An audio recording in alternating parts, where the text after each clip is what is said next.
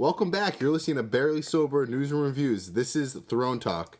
We're talking Season 6, Episode 3, The Oathbreaker of Game of Thrones. I'm George Pecoraro. And I'm Here Chris with Jokas. me, as always, is Chris Jokas. Beat to it. So Chris, let's jump into it. Would you rate this episode? How do you feel about it? I'm going to give this episode a 7.3. 7.3. Nice. And always not too far off from me. I'm giving it a 7.7. I feel like there are some things like that. There's answers, questions that got answered, and this was a big episode for that. And there was some new things that kind of got brought up. So it kind of answered questions and then brought up new questions, and then also it was I think it was a very funny episode. Funnier than like as in jokes. Like they were telling jokes in this episode. Yeah, well, maybe, I always enjoy the humor. maybe the dick jokes got you more. I feel like there was always a couple of jokes, usually from Tyrion's side, but it was nice to get some from the Jon Snow scenes, right? Yeah, he had a little bit of a funny bone saying to hold off on burning his body. Yeah. Right. So how do you feel about this episode? What'd you think? I thought, now that they are really ahead of the books, it was a pretty exciting episode for me, and it kind of maybe answered more questions for me or at least I think it answered a lot more questions than I was expecting. Now we got Jon Snow back alive, for real. He's a zombie. And yeah, Jon Snow, the king, the prince zombie. He's like Jesus. Right, And not only on top of that, but now we know by the end of this episode, and we'll talk about this more, but he leaves the Night's Watch too, which is something that people have been predicting forever. So, oh really?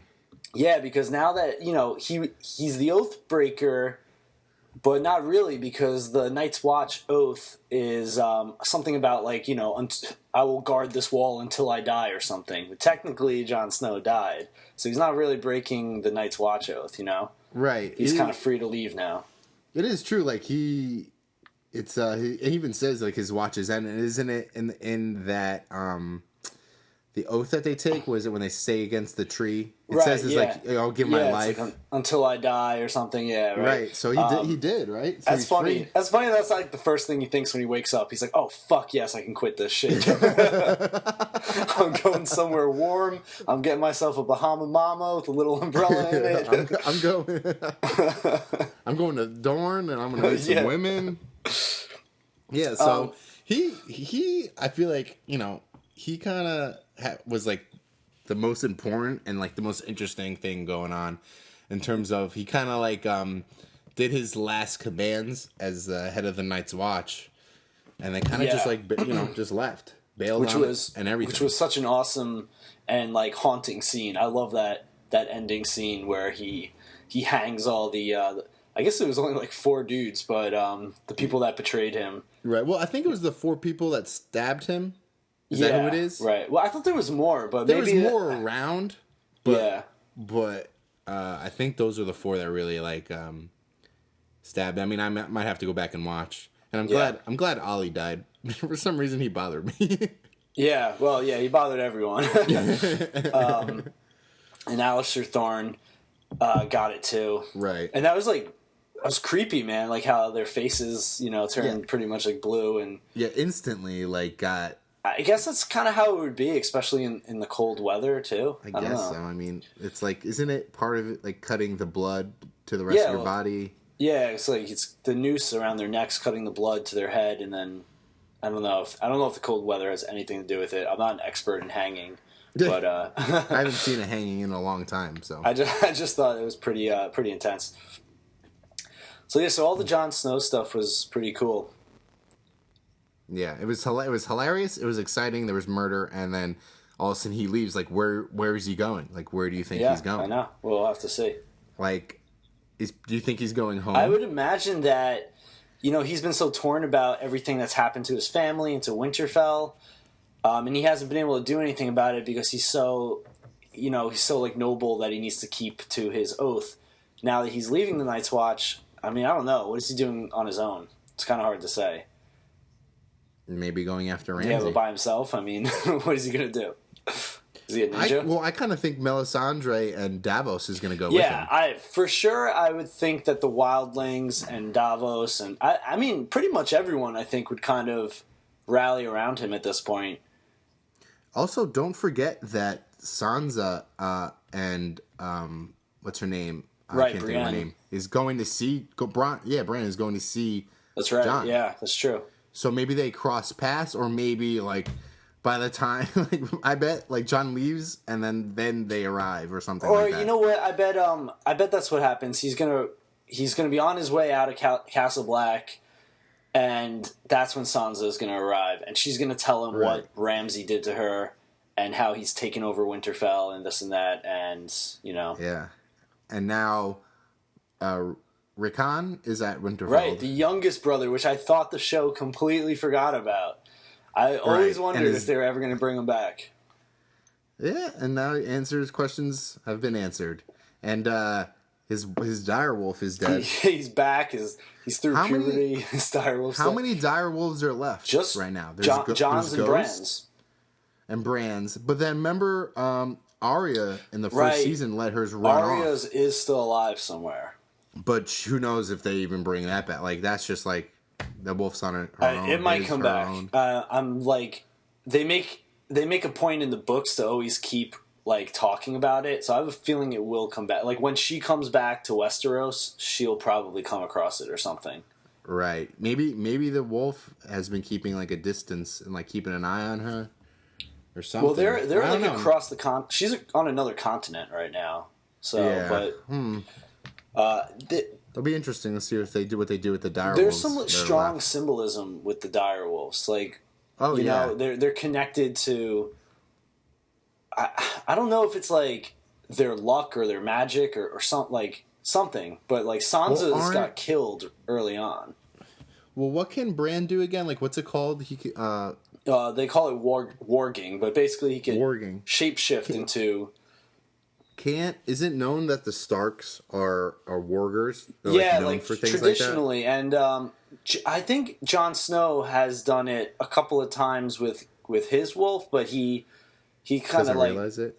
I don't know if it's like he doesn't realize it, or if it's one of those things like I'm just gonna pretend that never happened, sort of like Yeah. And Arya has the ability too, because. When I said they bring it up in the books a lot, whenever she goes to sleep and she's dreaming, she's always in her wolf every night.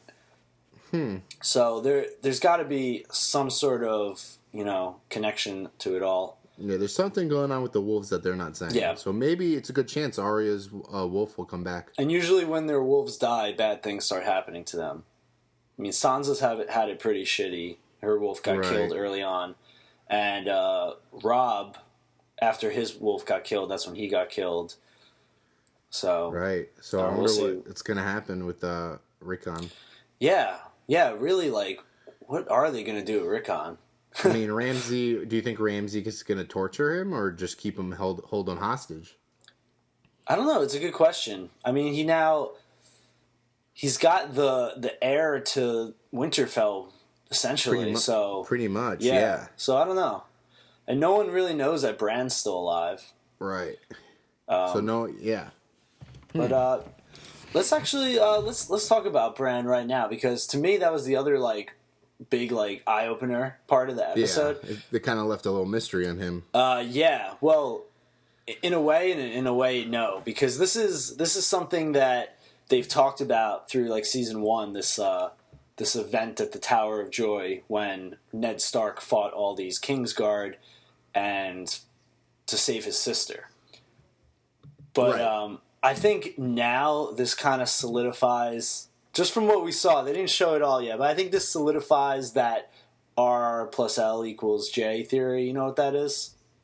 Or are you out of the loop? No. Jesus Christ. Have you looked at fucking anything? Like, have you seen like Reddit or anything at all? No, I don't really go on Reddit. I'm like the only person in the world that doesn't go on Reddit. All right, you never been on Buzz? I don't know. It's everywhere, man. It's been everywhere. All right, I won't spoil it here. No, I want to know. What is it? It's pretty huge. Quick. It's the big. Quick. All right. Just what's? All right. Spoiler JL. alert! It's looking now perfectly like it, but The theory is that Jon Snow is not actually Ned Stark's son. Oh yeah, I mean I know that okay. theory. I just didn't know it's called you didn't know the name of it. Okay, whatever. So basically, the theory is that he is Lyanna Stark, which is a sister, and Rhaegar Targaryen. Rhaegar was Daenerys' older brother. Right. So I think this pretty much solidifies it because you hear Lyanna up in the tower like screaming as Ned's like running to her. It's probably like she's dying in childbirth. So yeah, he says, "Where's my sister?" This and that, and you hear her screaming. Yeah. Yeah, we just just don't have the answer yet, and it's kind of like well, also there was that battle with Ned Stark and saying how Bran was saying how he's heard the story so many times how his father beat this amazing sword fighter. Yeah. When really he kind of got stabbed in the back. Yeah, it was kind of like I don't know if there was much meaning to that or if it was just kind of like, there's a little like sometimes like legend, like, stories are more like legends as opposed to like what really happened. Right. And it's just setting you up to finding out like, oh, like you heard that Jon Snow was Ned Stark, but Ned Stark's bastard, but he's actually not. I don't know. Right. But I mean, it's kind of fair. That guy had 2 swords. Like, come on. Yeah, but especially coming from Ned, who always like fought with honor and always did everything with honor. I guess that was just like a little bit of a surprise. Yeah, but I mean, he didn't really have a choice in that. That kind of guy just reacted and killed that man. Yeah, but that's the thing. I feel like Ned would have like the way you perceive Ned is that he would have like lost the battle fair and square and like accepted his defeat or something. But in this case, he actually is like, fuck it, I'll have my friend stab you in the back and then chop off your head while you're like on your knees. Right. So I mean, like this the crow, right? The 3-eyed raven. Yeah. It's kind of showing Bran like what like is he he's like picking like parts of that he wants to show Bran, and I'm not sure why he's showing Bran these things. Yeah, and he's like right when it like gets good, he's like, all right, we gotta go.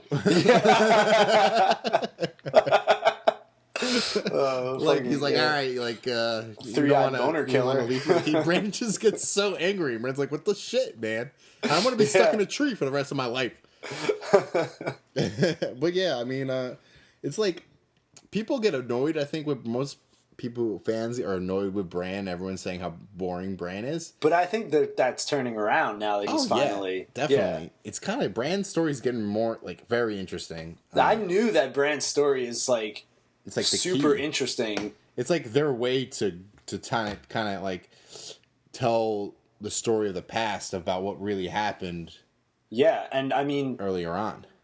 I can't wait to see if he's like how powerful he becomes and like what he could actually do with these abilities, because you saw he actually, this is something we should talk about. He calls out to his father and his father turns around. I totally and even forgot. the 3-eyed raven was like, nah, that's not possible. Yeah. But Bran was able to do it. Bran was like, yeah, my father heard me. No doubt.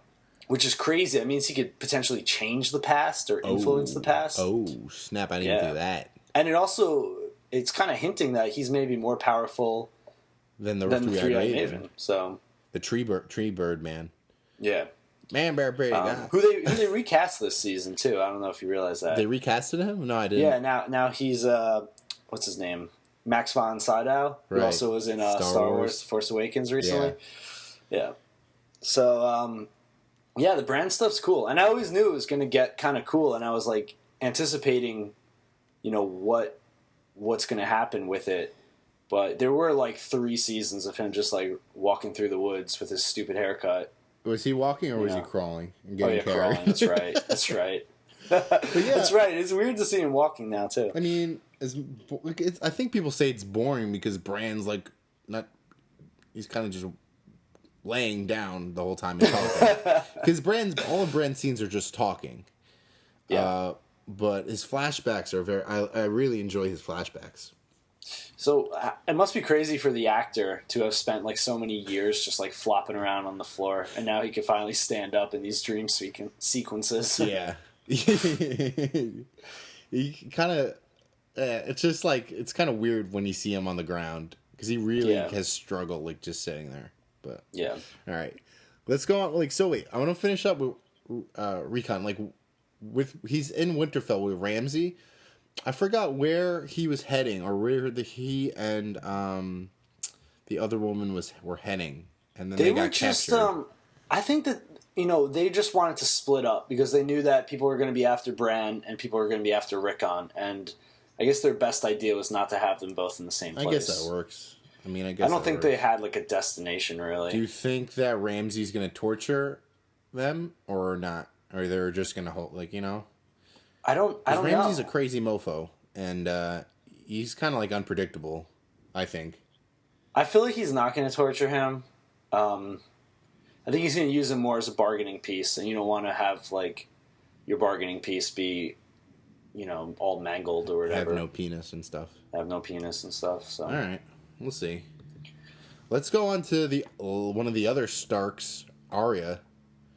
Yeah. Right. So you didn't like this part of the episode? No, because Arya just bothers me a lot, and she's now Daredevil.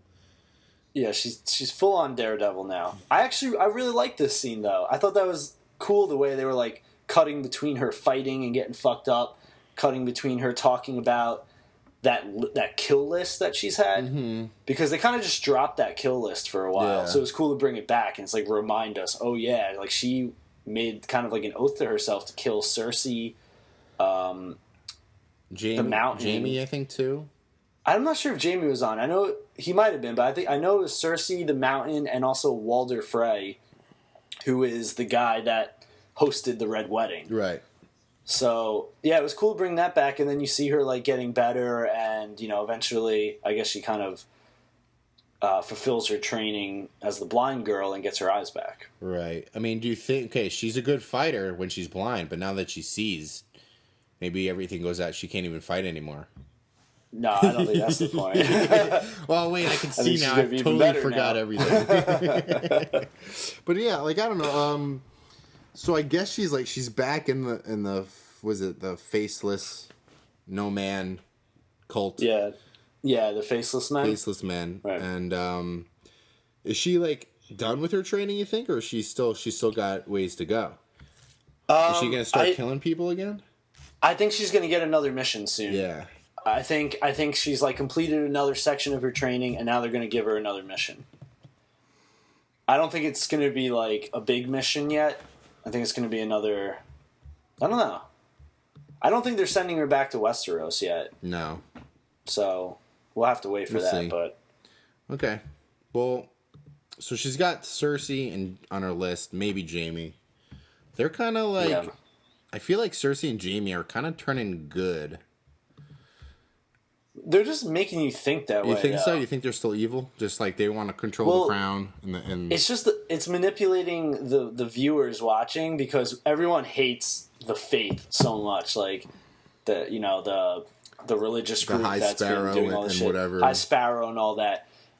Because they're just being dicks. But in all reality, it doesn't all of a sudden make Cersei and Jaime good. Right. You know what I mean? But I think Cersei's kind of like realizing some of her actions. A little bit. And kind of. I don't know. I still get the vibe that she is just trying to get revenge now. Like she's going full blown Cersei. Yeah, I mean, but as much as she hated the queen, I can't remember her name, Marjorie. I feel like she also realizes that she's got to get Marjorie out of there. Yeah, that's true. They did try to like have a diplomatic meeting with the council. They haven't shown like the council, like the king's council in a long time. It's like yeah. It was funny to see the old man, the Grand Maester guy again. Can we pause for a second? In that scene when they entered, Cersei, Jaime, and the Mountain entered. Didn't the Grand Maester fart? He might have. Right, dude, there was a fart noise. I didn't hear it. There is. I'll have to go back and look that up. And I was like, wait. Why would they like put that in there? Sure that wasn't you? No, I watched the episode twice and I heard it twice. It was just kind of that was just very odd, and I was like, wait, did that really happen? But yeah, so anyway, so they're trying to be back on like the the council again, and they're not letting them. They're just like, we're just gonna leave. Yeah. And also, Cersei's not done with her repentance. Yeah. So she did that walk of shame, but she hasn't done her trial yet. So the Faith is going to try her, and I'm assuming she's going to choose a trial by combat, as everyone always seems to do on this show. And she'll probably put the mountain to use, the zombie mountain. So I'm assuming that's how that's going to play out. Right. I mean, who can fight the mountain? Like, who? You have any idea? Any speculations? I have some speculations if you want to get into some spoilers too. Woo. So okay, there's the alarm. You had your chance. All right, so there's a big fan theory called Clegane Ball. No, more fan theory. That's what they just call it. But if you remember, the mountain is actually the older brother of the Hound. I've heard this. And you know that you never actually see the Hound die. He's just left for dead. In the books, there's a really strong indication that he actually becomes one of the Sparrows. Oh. And not really one of the Sparrows, but he becomes like a monk somewhere. Oh, snap. So he's the High Sparrow and lives like a life of peace. It's possible. A lot of book fans have thought for a while that Cersei's going to use the zombie mountain, and then the Faith is going to pull the Hound out of his like retirement, basically. And because the Hound has always wanted to kill his older brother, that was like kind of like his main thing. It was like the only thing he ever really wanted. But is he still his older brother? You know what I mean? I mean, I don't know. We don't even really know what's going on with that. I found like they make a joke of it. Jamie talks about it. Can this big guy even understand me? Yeah, he does. Right. He got pissed, but I mean, how much? I don't know why people. Was? I don't know why people aren't more freaked out by him. Freaky. I think because you don't see his face. I know, but you can like see his eyes are all he's fucked like up blood everywhere, and he's not. Didn't they also mention that he's not gonna like live that long? Like he's only got a short period of time. Oh, did they? I'm not sure. I could be wrong. Oh, okay. But I mean, that guy can't live that long, right? Who knows? I don't know. It's Frankenstein. But yeah, so that's kind of the main theory. It might be a little out there, but who knows? Maybe not. Yeah. We kind of fit together nicely, tie things together. Yeah, I agree. So, I mean, yeah. All in all, I think it was a good episode. I mean, totally. for episode 3, like I said before, like I feel like some of the things we were wondering got answered, and then also new things got brought up in terms of what was Bran's vision with his dad. Where's Jon Snow going? Is he going to see Sansa? What's going to happen with Cersei coming up with her trial? Rakan's with Ramsay and Arya. I mean, is she going to start killing and getting on missions? Yeah, I'm finding myself like mostly interested in the Stark stories now. I've kind of like lost interest in. We didn't even talk about Daenerys and Tyrion because I'm just kind of lost interest in that. Yeah, for now they didn't have a big role really. Like they really didn't. Yeah, but just in general, I mean, the whole like Marine storyline is like, I don't know. I just don't feel the pull to it as much. And I'm more interested to see what happens with Jon Snow and what happens with Bran. So, and now with Rickon too. So, I mean, yeah, like Tyrion's kind of stuck in that city with Varys, and they're trying to get Daenerys back, and Daenerys went into that, what is it? I think it's called Vase Dorthrak or something like that. It's like where all the widows go, right? Right. So, I mean, I kind of enjoyed this episode. I mean, I haven't seen the preview for next one. Yeah. But hey, I did, but they didn't really give away too much. It was kind of like, oh, here's Daenerys like with some more Dothraki. Like, it was kind of just like things you would expect. So I have a feeling there might be some maybe big events next episode. Yeah, let's hope. I mean, we only got 7 more episodes left this season. That's right. They gotta get on that shit. I want death, and I want people rising. I want more people rising from the dead. Well, there's been a ton of death. And the White Walkers. I do want the White Walkers. We need some more White Walkers. We need some more dragons. Oh, dragons, dude! Dragons and White Walkers. Fire and Ice, a story. And we need some more flashbacks now because I'm totally. I think a whole episode of just dragons, White Walkers, and flashbacks would be awesome. Right. Yeah. Totally. Well, that's this week for Throne Talk with George here and Chris. You could follow us on Instagram at Barely Sober NR and Twitter at Barely Sober News. I'll be posting it there, and everything news and reviews. Chris? All right. Yeah, guys, leave your thoughts below. Let us know what you thought of the episode. Got nothing else to say. Like and subscribe, mofos. Peace.